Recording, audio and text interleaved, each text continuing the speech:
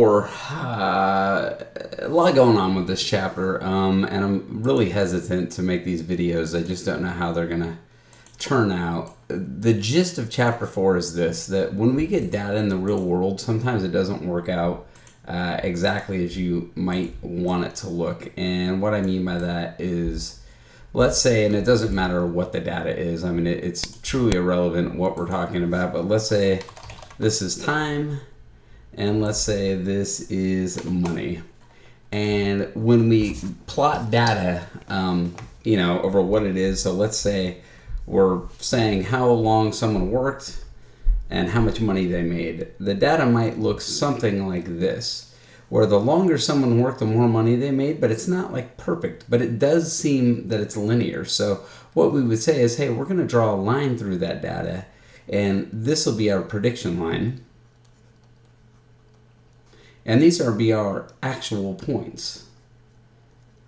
And even though we know our prediction isn't perfect, it pretty accurately displays what's going on in the real world. So we'll get to our equation for this line, and we can use it to make predictions. But one of the problems is, you might draw a line that looks like this. Whereas, like I said, my line might look like this. So then it's a question of whose prediction line is better, and how do we determine whose is better? And that's essentially what we're talking about in this chapter. You have imperfect data. You're going to draw a line through it to use as a prediction line, and then we're going to kind of verify if we drew a good line or a poor line, and if it should even have been a line at all. So there's a lot going on in this chapter, and again, I'm just kind of nervous. I don't really know how these videos are going to come together, although I guess it's arguable, it doesn't matter that none of the videos came together well anyway. So let's just start and see how it goes. So the line of best fit. The championship game is on the line between Tinker Toy Tech and City College. Robbie plans to attend Tinker Toy Tech next fall and desperately wants to see the game, which has been sold out for weeks. Surveying the exterior of the stadium, Robbie has discovered a small drainage pipe in a brick wall. Looking through the pipe, Robbie has a direct view of the field. The stadium is being prepared for the big game, and a maintenance van is currently blocking the view from the pipe. But the van will be removed prior to the game. So the south end of the field is 50 yards from the end of the pipe, and the field runs from north to south. So here's where the pipe is. He'll be looking through it at the football field. The field's 120 yards long, 100 yards for the normal field, and then 10 yards for each end zone. The width of the field is 53.3 yards. The pipe is at the south end of the stadium, like we said, right here. And the center of the field in the east-west direction. Investigate how much of the field Robbie will be able to see when he looks through the pipe at the game. So assist Robbie with this problem, you will need to create a model to collect data. Your teacher will provide you with a view tube that has the same dimensions as the pipe through which Robbie will be looking. So I do have a PVC pipe that as a class we get together and we sort of look through the PVC pipe from different distances to see how much width you can actually see. Obviously we're not going to be able to do that now. So it says record the length and diameter of your team's view tube, then gather 8 sets of data points by measuring 2 distances, your distance from the wall in inches and the width of the field of view in inches. So we're going to be forced to just sort of use the book data. So the book has given us the following data, that when you're 144 inches from the wall, you can see this much. When you're 132, you can see this much. So obviously the further you are from the wall, the wider you can see, which makes sense if you're looking through a pipe. The closer you are, the less you can see, and then the further back, the wider the field of view goes. And again, just to sort of see what we're talking about here, when you look through this pipe, I hope it's obvious to everybody that your field of view would sort of open up, right? So the further you were from that pipe, the more you could see. The closer you were, the less you could see. Now this is just I wouldn't even call it a prediction. It's just an example of what I'm talking about. We're going to find that we're either going to be able to see wider or narrower. And that's kind of what we're doing here is trying to figure out how much you could actually see when you look through this pipe. And like I said, unfortunately, we're just going to have to go with the books data. So we want to make a scatter plot of your data, describe the association between the width of field of view and the distance from the wall. If you need a reminder about how to describe association, see the math notes. Draw a line of best fit that models your data and will allow you to make predictions like we talked about. We're just going to draw a line through the data. And what is the equation of your line of best fit?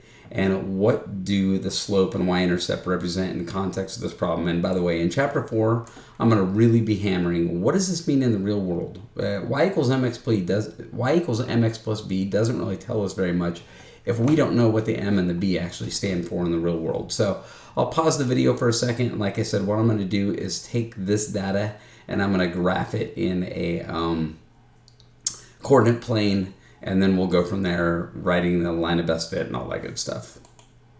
You see, I have the scale. I went by tens on the x-axis, so distance from the wall in inches, the width of view in inches, but I just went by ones there.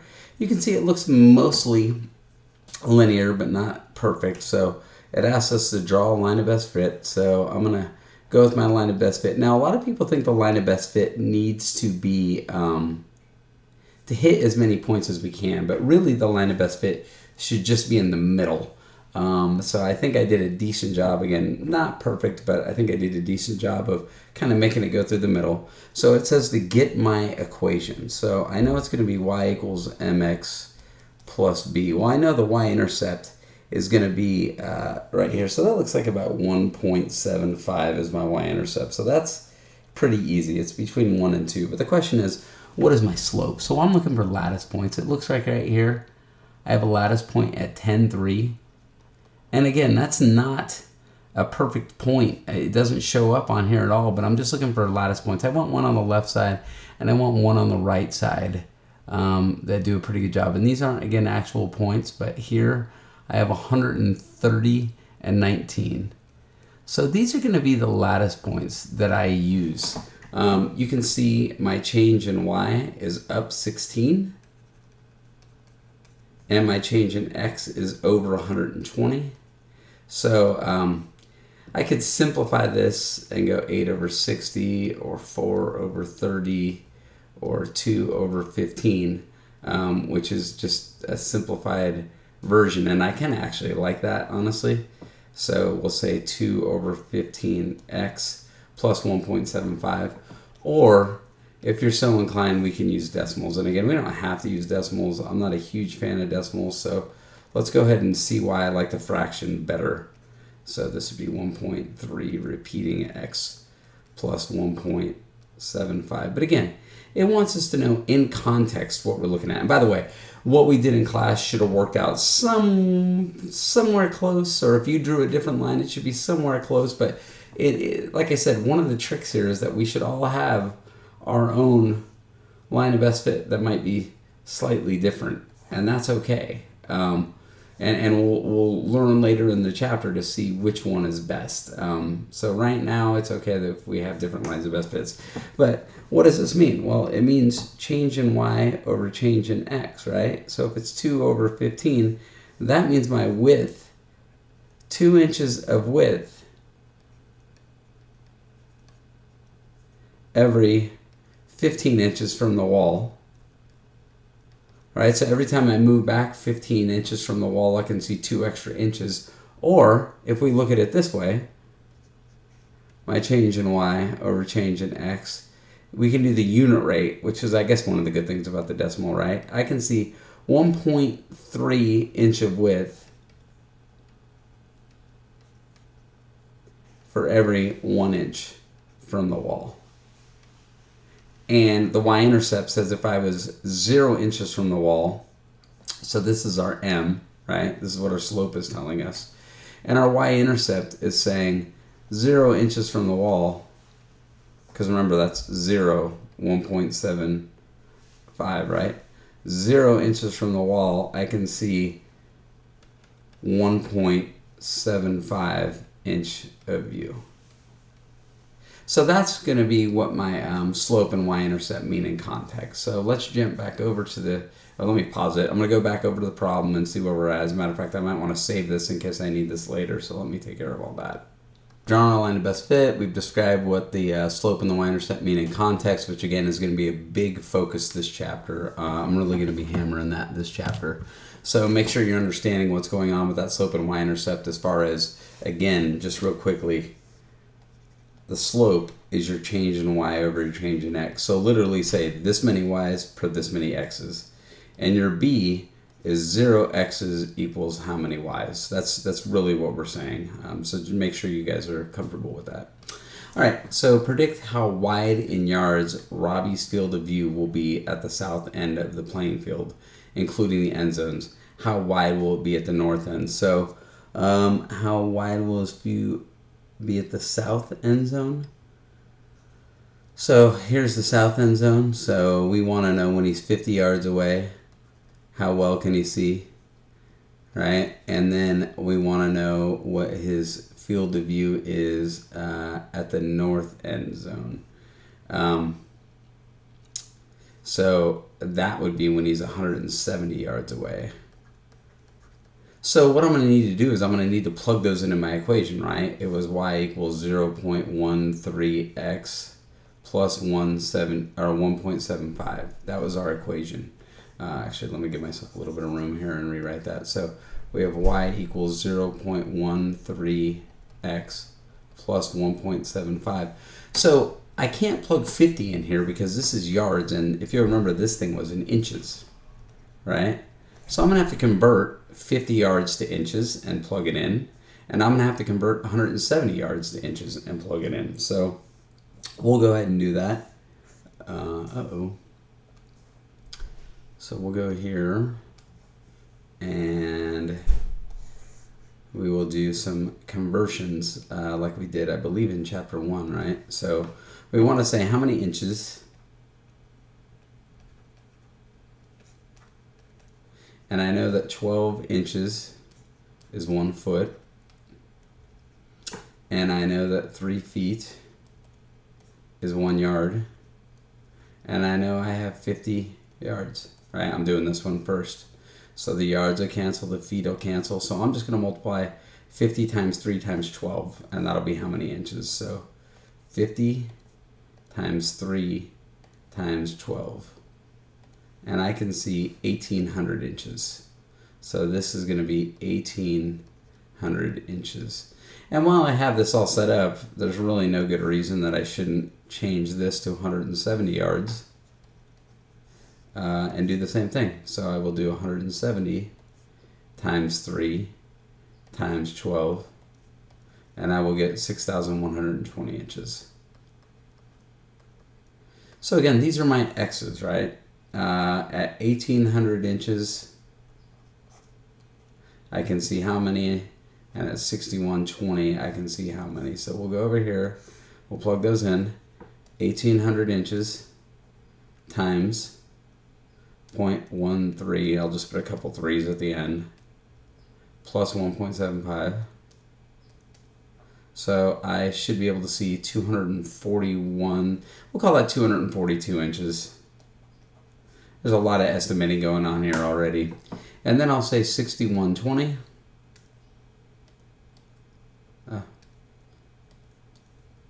Times 0.13, and again I'll put some 3's there since it was repeating, and I will add 1.75, and I'm going to have, we'll call that 818 inches. So that's how far our field of view will be.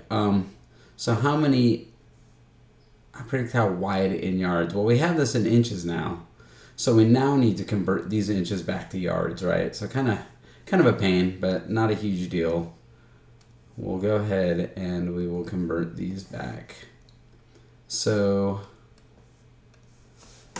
if I want to know how many yards, and I know that 1 yard is 3 feet, and I know that 1 foot is 12 inches, and I have 242 inches, right? Those will cancel, those will cancel. So I'm going to divide 242 by 36. So 242 divided by 36. 242 is 6.7 yards. So I can go down here and I can put 6 point south end zone is 6.7 yards. And then the north end zone, again, kind of easy to do here. I'm just going to change this to, oh, that was unfortunate. I guess I'll just cross it out. That'll be easier. I'm going to change this to 6120, so I'll divide 6120 by 36. So I can see 170. That doesn't make any sense. 6120 divided by 36. I can see 170 yards. Oh, yeah, I should be dividing 818. My mistake. It doesn't say that. Didn't make any sense. I was substituting the X. I should have been substituting the Y. So I can see 22.7 yards, and that makes way more sense at the north end zone. I forgot that number already. 22.7. Alright, so sketch the football field including the end zones on your paper and label the dimensions using different colors. Shade the part of the football field Robbie can see. So we'll go ahead and I'll set that up and then we'll do 4-3. Let me go ahead and pause just in time. In 4-3 it says sketch the football field including the end zones on your paper and label the dimensions using a different color. Shade the part of the field that Robbie can see. Now calculate the area of the field of view. So here's, I mean, this is not the scale, but it's an estimate. I don't think it's a terrible estimate either, but anyway, it's 50 yards to the football field, and we know the football field's 120 yards long by 53.3. He can see about 6.7 yards wide here, and he can see about 22.7 here. So the question is, how do you get the area? And you could turn these things into triangles and stuff, but this may not look like it, but you're looking at a parallelogram. So what we're actually going to do is we're going to add 22.7 plus 6.7 and divide it by 2, which is going to give us the average base, and then we're going to multiply the height by the 120. So again, just real quickly, what's going to happen there is we're going to say 22.7 plus 6.7, and we're going to take that and we are going to divide it by 2, and that will give us the average width. So if you think about it, really what's going on there, it's not where I wanted it. I would have preferred it more like here, but there we go. I think that's not terrible. Okay, so that's going to give me the average width. So it's going to sort of turn this thing into a rectangle, right? Again, not exactly precise, but it'll look something like kind of if you had gone here. I didn't want to use that color. It would have been something like if you had gone here and just sort of divided it by 2, and instead of using these triangular shapes, we're kind of straightening it out and making it a rectangle. So once we got that, then we're going to go through and we are going to multiply it by the height, which would be 120, right? That field is 120 yards. So that's the math we're going to do. We're going to say 22.7 plus 6.7 divided by 2. So we have an average width of 14.7. And then we'll just multiply that by the height of 120 yards. So we have 1,764. So the field of view,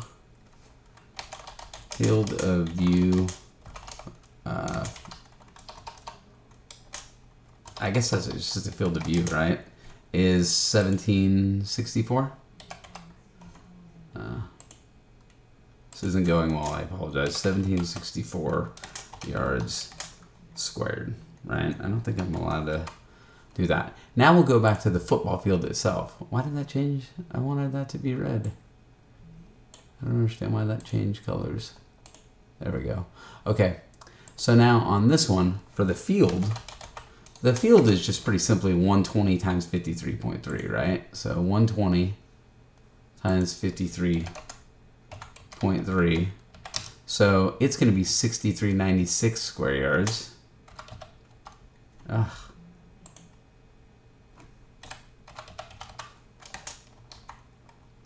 Or yards squared.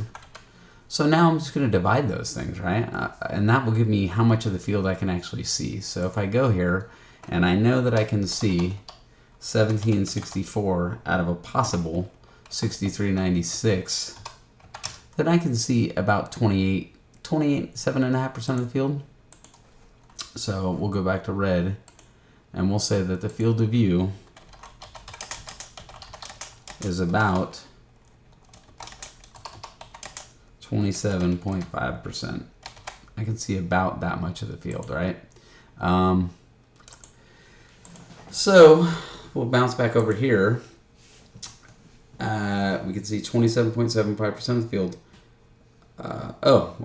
We calculated the area of the field, and then we calculated you could see about 27.5% of the field, so that was B. C says the game comes down to a final play in the fourth quarter with TTT driving towards the north goal line. The end zones are 10 yards deep, so we're actually only going to be 160 yards from the goal line, and we want to know what's the probability of seeing that. So again, what we're saying is we have the 50 yards here plus 110 yards, so we're 160 yards. It's going to happen here somewhere on this end zone, and we want to see what percentage we can see at 160 yards. So again, if you recall, what we said was actually I think it's just going to be easier to talk through. So I can see 160 yards. Actually, I'm going to switch over to the pen and we'll do the unit conversion on this. I'm going bonkers here, people. Going bonkers. I sleep well knowing probably no one will ever watch this video, so that's what's getting me through this video, by the way, if you're wondering. All right, apparently I can't get rid of that.